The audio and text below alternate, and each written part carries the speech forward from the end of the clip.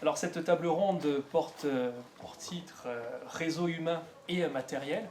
On a vu ce matin avec les diverses interventions à quel point les révolutions corses impliquaient une forte internationalisation.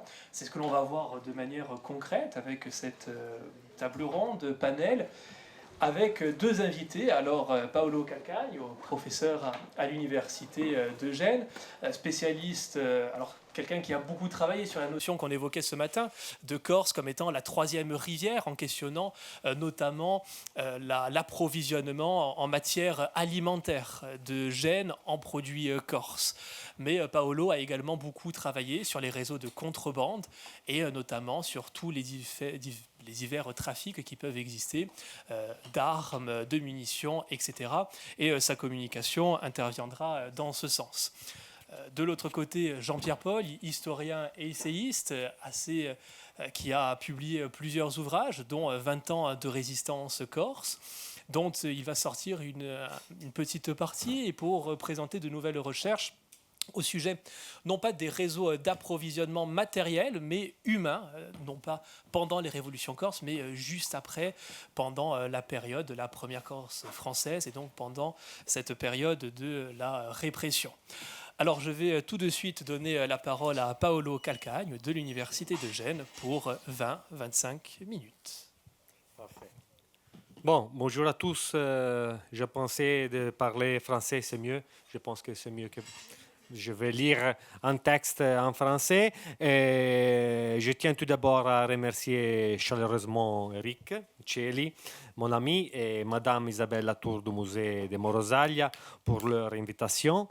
Et je salue bien entendu tous les amis que je retrouve ici et avec qui nous aurons l'occasion d'échanger au cours de la journée, de l'après-midi. Bon, pour ma part, je vais aujourd'hui vous présenter les résultats d'une recherche que j'ai menée dans le cadre, Eric l'a dit, dans le cadre de mes travaux sur le thème de la contrebande maritime et méditerranée, et en particulier au XVIIIe siècle.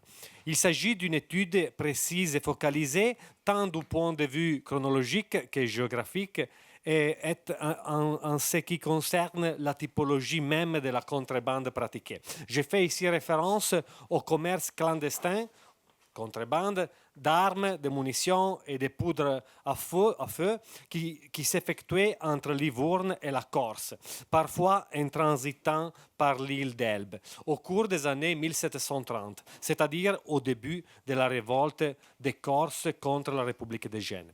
Il est évident que Livourne représentait la principale base logistique des insurgés corses, une véritable arrière-base stratégique pour les opérations militaires menées sur l'île, en garantissant un flux continu de matériel de guerre. Et comme nous le verrons, nous disposons pour Livourne d'une source exceptionnelle permettant d'étudier cette réalité.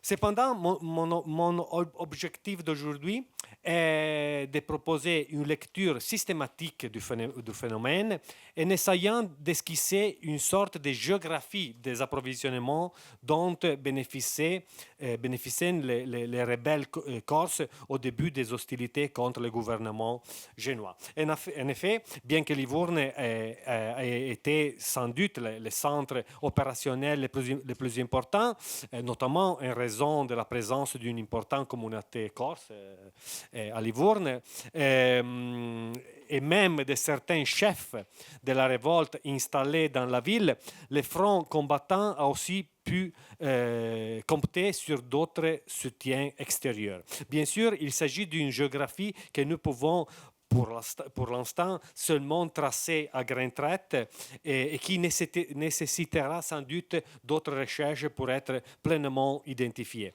En tout cas, à travers cet exposé, souhaite lancer un projet d'étude et proposer quelques pistes pour le faire progresser et l'enrichir. Sur la communauté corse à Livourne, il y a aussi des travaux scientifiques. Je veux rappeler l'article de Guillaume Calafa qui a étudié la communauté corse à Livourne, surtout pour les 16e et 17e siècle. Mais dans le 18e siècle, la communauté, c'est encore plus consistant, encore plus important. D'ailleurs, je me permets encore une remarque pour compléter cette introduction. Je me suis volontairement arrêté à l'année 1736 et j'expliquerai tout de suite pourquoi.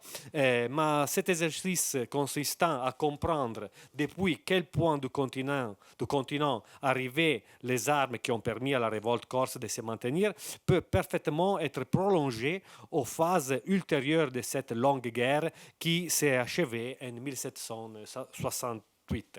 Une telle démarche permettrait également de voir s'il existe des continuités, au contraire des ruptures, tant au niveau des acteurs que des modalités de ces commerces. À ce propos, à travers quelques travaux pionniers, Emiliano Beri a abordé ces mêmes thèmes que celui d'aujourd'hui, avec une attention particulière portée aux années de la révolte marquée par la figure de Pasquale Paoli, 1755-1768. Paoli, d'ailleurs, dans sa correspondance éditée par Antoine-Marie Graziani et Carlo Bitossi, parle explicitement de l'effet démoralisant qui pouvaient avoir les nouvelles concernant les difficultés logistiques des approvisionnements et au contraire de l'effet galvanisant des nouvelles relatives aux arrivées des débarquements clandestins des armes, des pauvres, etc. Ainsi, Beri a montré que durant les 10 dernières années environ de ces guerres, les approvisionnements militaires étaient assurés essentiellement par les Napolitains et les Siciliens, c'est-à-dire les sujets de ces deux royaumes bourboniens du sud de l'Italie. En revanche, la situation que je vais décrire maintenant est plus complexe, nuancée et montre une pluralité d'acteurs en jeu. Aujourd'hui, nous nous situons essentiellement entre 1730 et 1736, dans la toute première phase du conflit, marquée par l'intervention de l'Empire en soutien à Gênes, par une première pacification temporaire, puis par une reprise intense des combats au cours de 1733, qui mit la République en sérieuse difficulté, jusqu'à la rédaction d'un premier embryonnaire texte constitutionnel. On arrive ainsi à 1736, année où je m'arrête, avec l'appel au mois d'avril de Teodoro von Neuhoff, célèbre aventurier d'origine allemande, à qui fut même accordé la couronne de Corse en échange des aides et soutiens nécessaires pour venir à bout des Génois. Comme nous le savons, après quelques mois, Théodore quitta l'île, mais ce qui est important de mon point de vue, c'est que peu de temps après, en 1737, deux événements ont eu un impact non négligeable sur les guerres de Corse. À Florence, et donc aussi à Livourne, le gouvernement fut pris en main par la dynastie Lorraine, comme disait l'ami Jérôme Poumared, c'est-à-dire par François Étienne, inaugurant une ligne de moindre implication dans la question corse. Par ailleurs, la République des Gênes conclut une convention avec la France par l'envoi d'un corps expéditionnaire sur l'île, ce qui entraîna un changement également sur le plan logistique au soutien des rebelles, car les navires français limiteront très fortement le trafic de contrebande. La source qui peut nous permettre de connaître en détail les modalités par lesquelles les Corses recevaient des approvisionnements depuis le continent repose sur les archives consulaires.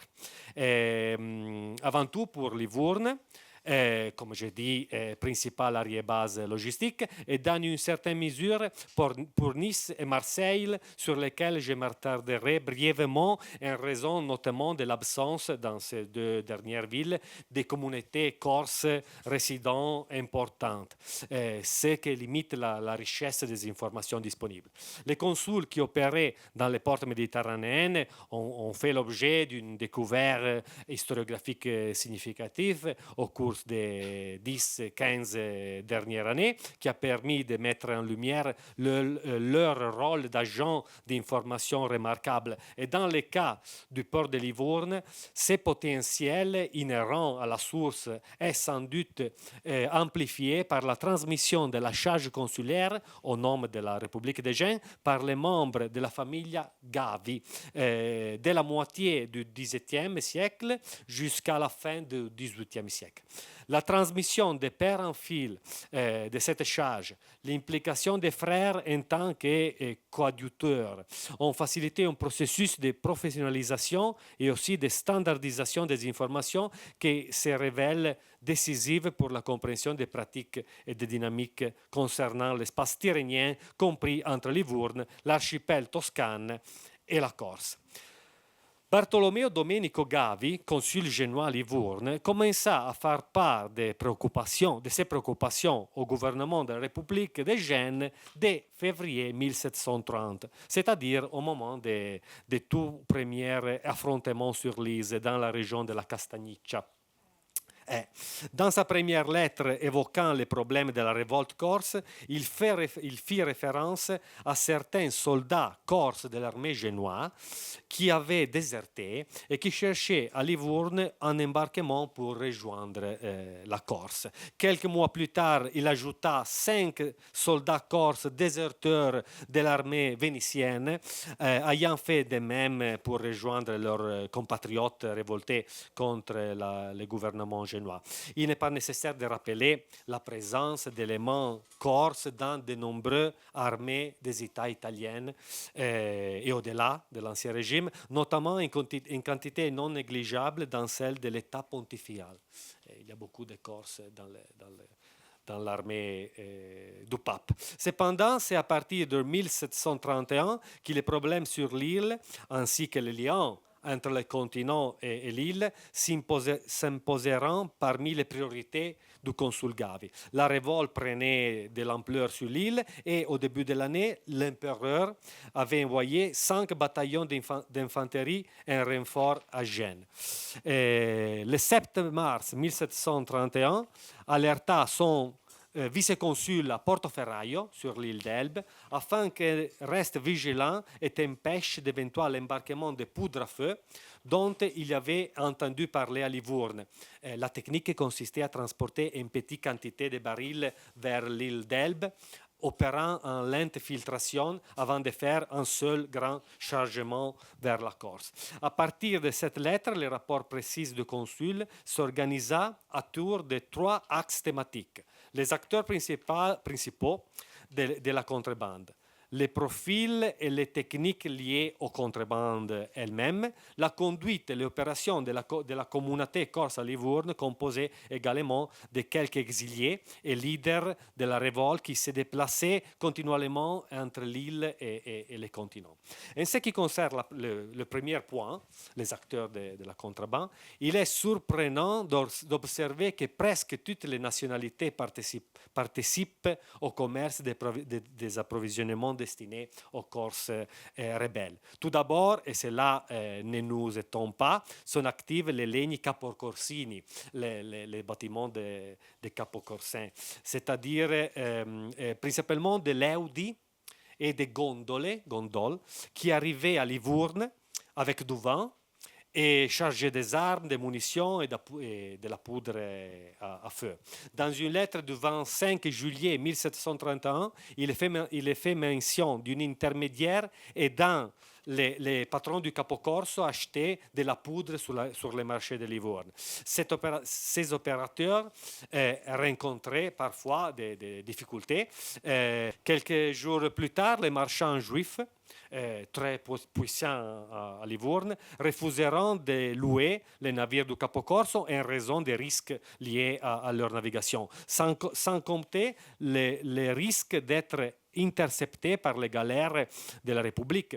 Je citerai seulement le cas d'une petite barchetta contrabandiera, petit bâtiment de contrebande, arrêté début février 1734 sur la plage de la Padulella, transportant 3 barils de poudre, plusieurs fusils et d'autres provisions militaires. Je signale par ailleurs que en scène de ces groupes de Corses, certains personnages ambigus et double jeu se signaleront, prêtant leur service pour fournir des informations au consul génois. On parle par exemple de certains marins de Pino. Dans un autre cas, d'un religieux de l'ordre des frères mineurs nommé Francesco de Rogliano, qui vont donner des informations à Gavi. Ensuite, ce sont aussi des navires de principales puissances commerciales, François, anglais, hollandais, qui agissent sur la route reliant Livourne à la Corse et alimentent la révolte avec du matériel de guerre.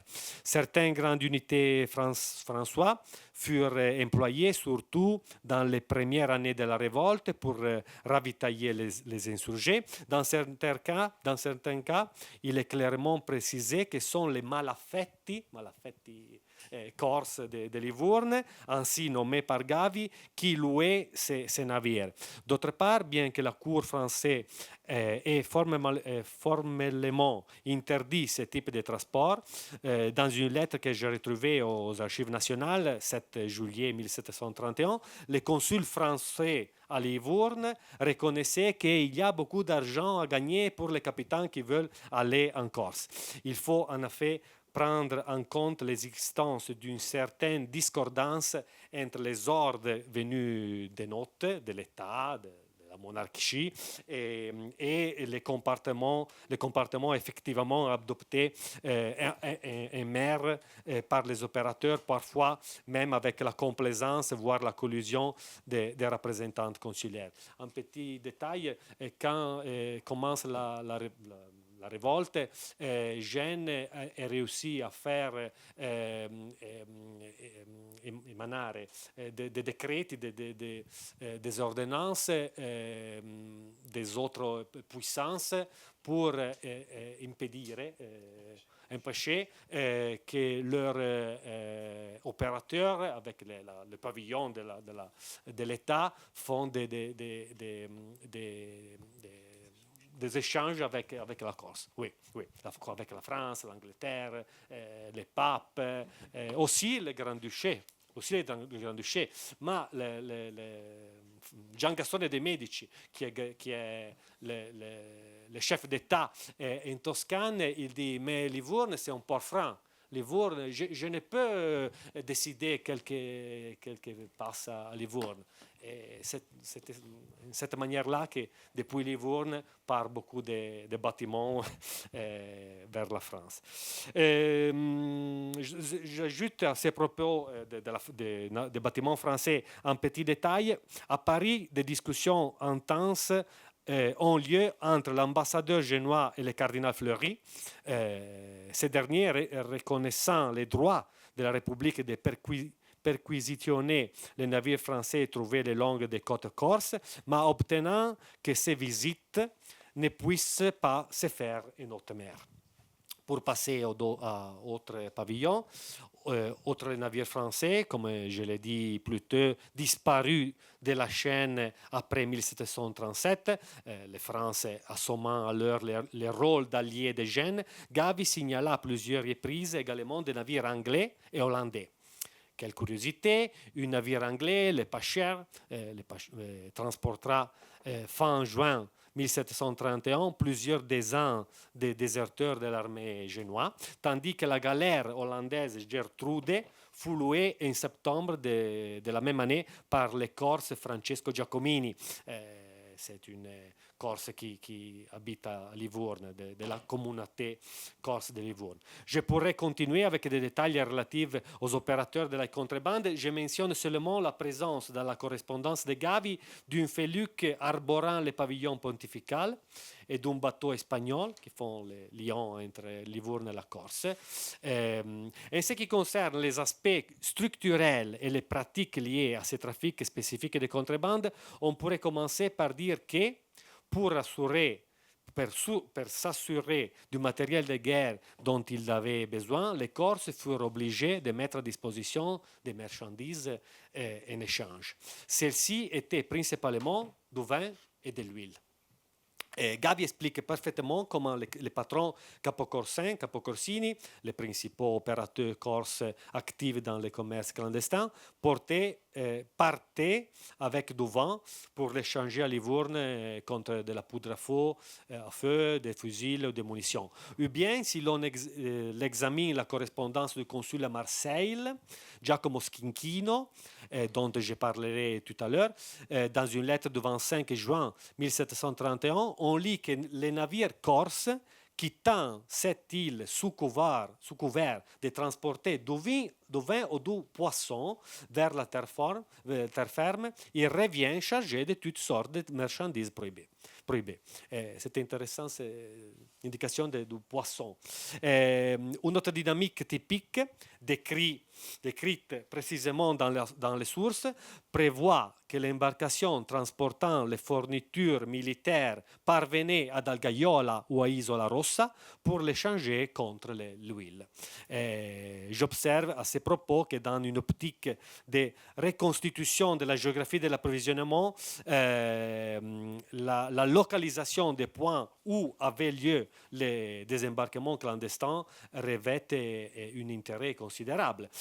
Selon moi, c'est un aspect qui pourrait également être approfondi. Dans les sources, j'ai par exemple retrouvé plusieurs fois Campoloro, San Pellegrino et Campomoro dans le golfe d'Ajaccio. Et la Padulella que j'ai mentionné avant, etc. Ce sont les lieux les plus fréquemment cités. Dans tous les cas, je pense qu'il faut réfléchir au contenu d'une lettre de Gavi datée du 1er juillet 1733, où il écrit que les Corses mettaient à l'abri leur récolte afin de reprendre les troubles à l'automne, soulignant ainsi les liens très étroit entre les ressources agricoles de l'île et les commerces des matériels de guerre. Enfin, je ne veux pas oublier de rappeler l'importance d'une autre marchandise nécessaire aux rebelles pour mener leur révolte, à savoir le sel. Le sel, nous savons que de nombreux voyages de navires français consistaient à charger du sel en Sardaigne pour les transporter ensuite en Corse. Cela nous permet d'élargir notre perspective sur l'espace géographique impliqué dans le soutien logistique à la rébellion. Je ne m'attarde pas sur les membres de la communauté corse de Livourne, sur laquelle d'ailleurs j'ai écrit dans mon article publié il y a quelques années, même si avant la reprise des combats en 1733, les correspondances de Gavi deviennent beaucoup plus précises à ce sujet, notamment sur ceux qui organisaient les approvisionnements militaires depuis le continent. Il n'est pas sans intérêt de noter que certains leaders de cette communauté cherchent un soutien politique de haut niveau, par exemple après de la Cour d'Espagne, sont capables d'acheter des armes et des munitions en terre ferme vénitienne, notamment à Brescia, centre spécialisé dans la production des armes, ou encore encouragent une production clandestine d'armes directement à Livourne en faisant venir spécialement un maître de poudre de la Ligurie. Il y a une capacité de la communauté corse de s'organiser.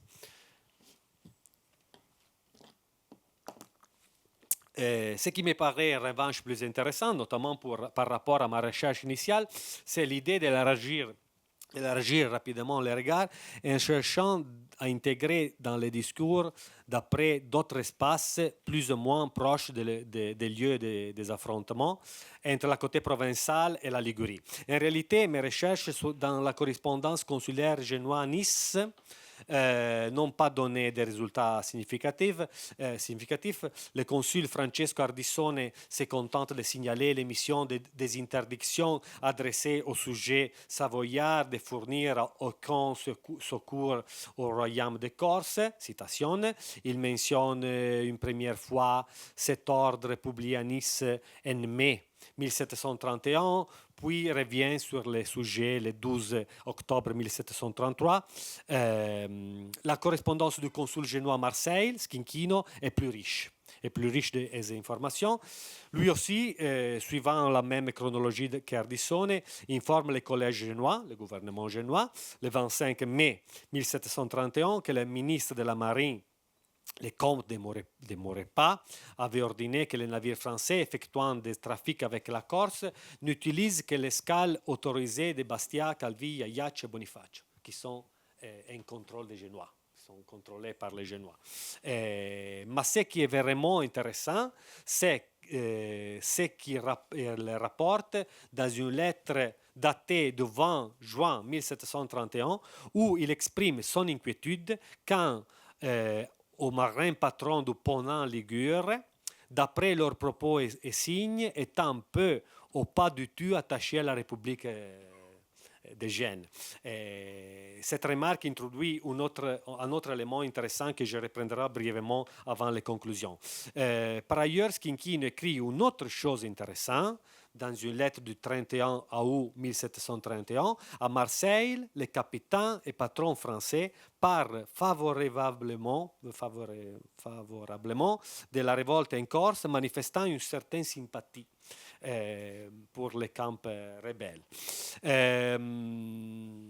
Il nous donne aussi une indication importante sur la logistique des débarquements, car dans une lettre de 1er mars 1735, il presse le gouvernement génois d'avertir le commissaire d'Ajaccio afin qu'il empêche le trafic de matériel de guerre mené par les navires français dans ces golfes.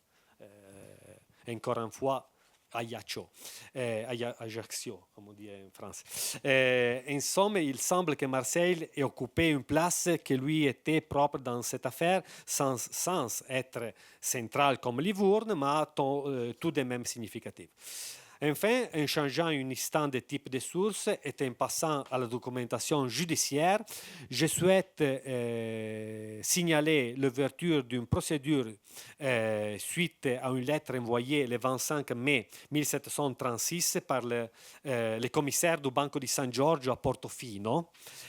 Dans cette lettre, le commissaire, s'appelle Foglietta, invitait San Giorgio à lancer une enquête spécifique sur les bâtiments de cette communauté, Portofino, qui, en arborant le pavillon pontifical, transportaient illégalement de la poudre à feu vers la Corse. Des communautés de l'ouest de la Ligurie placées sous l'attention du consul à Marseille, on passe ici à une communauté de la rivière orientale, di Levante, en l'occurrence celle de Portofino. Ces deux indices invitent à prendre en compte également le dominio de la République de Gênes et les sujets génois dans notre analyse.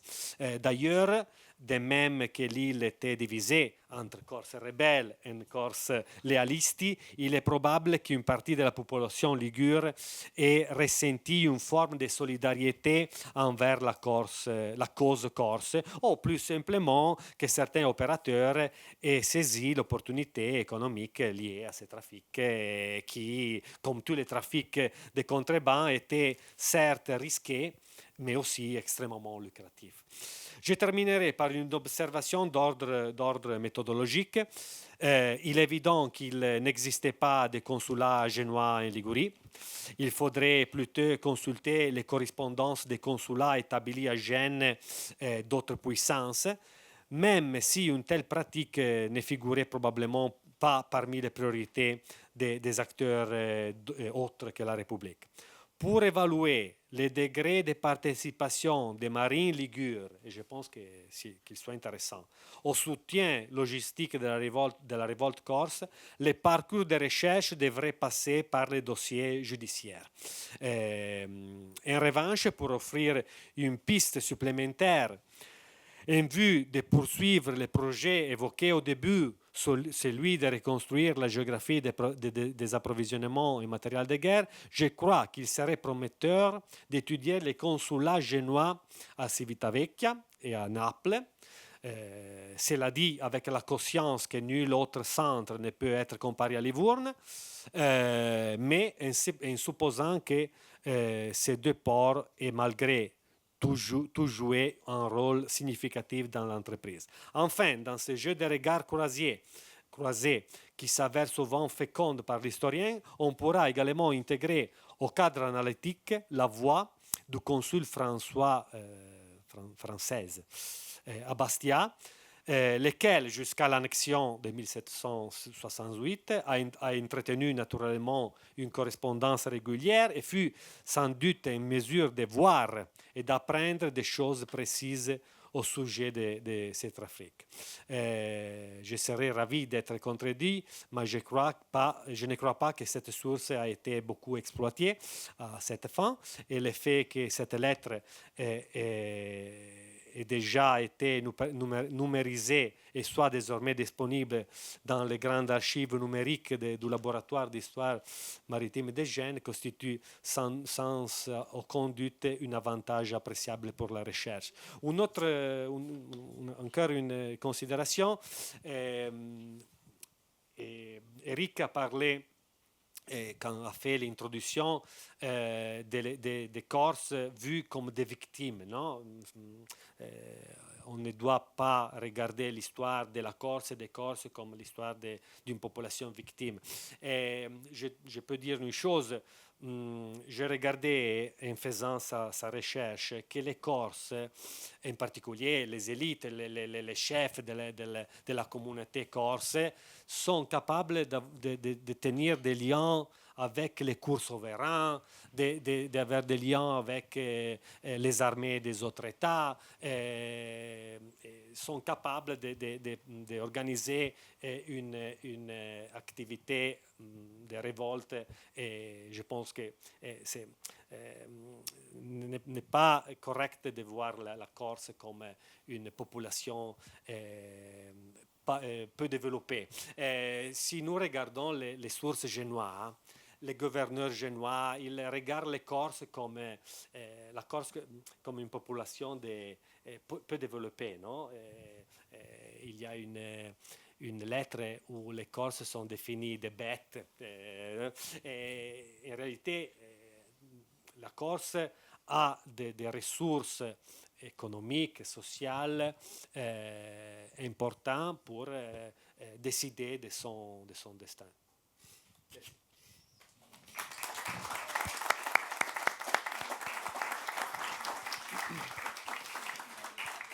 Alors merci Paolo Calcagno pour cette intervention. Alors effectivement, ce qui est très intéressant dans ton propos, c'est de montrer que effectivement, comme je le disais dans l'introduction, les Corses ne sont pas du tout victimes de cette géopolitique puisqu'ils y participent et grâce aux communautés diasporiques, ils sont en capacité de pouvoir aller chercher un certain nombre de ressources humaines, de matériel. Donc là, en l'occurrence, sur les questions d'armement, puis après les questions du sel, que tu évoques à un moment donné, qui sont fondamentales. Moi, j'ai en tête une lettre d'un Rivaro, là, du côté des Génois, en 1733, qui dit quelque chose du type, de toute façon, on a le sel, donc à un moment donné, ils vont rentrer dans le rang. Parce que de toute façon, sans le sel, ils peuvent pas faire grand-chose. L'autre élément extrêmement intéressant, c'est cette notion de réseau, de réticularité, avec des acteurs qui, comme tu le dis, ne sont pas engagés à 100% du côté des Corses, mais qui parfois peuvent avoir un double, voire un triple jeu. En fait, très souvent, on est avec des gens qui vivent de l'activité du commerce et en fait, ils se vendent littéralement au plus offrant. Alors, de temps en temps, c'est les Corses qui achètent, mais ce n'est pas forcément le cas. L'autre élément, c'est l'idée de connexion avec des gens d'autres confessions. Alors tu citais aussi ce grand article de Guillaume Calafa sur les liens entre les Corses et les Juifs en Barbarie dès le XVIe siècle. Ça, c'est un cas qui est effectivement tout à fait passionnant et qui nous permet de nous reposer des questions sur en fait cette Corse pendant toute la période moderne.